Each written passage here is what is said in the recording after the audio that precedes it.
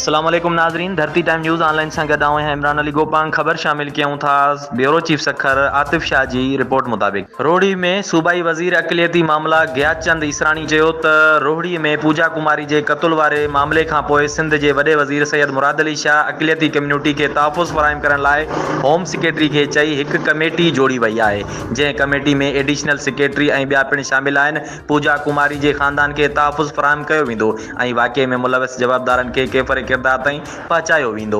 PP chairman Bilawal Bhutto Zardari के हुक्मन ते रोहड़ी में पहुची संदसि पूजा कुमारी के वारसनि सां हमदर्दी जो इज़हार किया है ऐं माली सहायता लाइ सिंध हुकूमत पारां 5 लाख रुपयनि जो चेक संदसि पीओ साहब ओड के पिण ॾिनो वियो। उन मौके ते समाजी अॻवान ऐं सिविल सोसाइटी ऐं सोशल वर्करनि मौजूद हुआ, जन जो सिंध हुकूमत के आयल नुमाइंदे का एक ही मुतालबो किया त अहिड़नि वाक़िअनि खे रोकण लाइ कानून साज़ी कई वञे जीअं मुस्तक़बिल में अहिड़ा वाक़िआ पेश न अचनि ऐं जेका कमेटी ठाही वई आहे उन जो को रिज़ल्ट अचणु घुरिजे।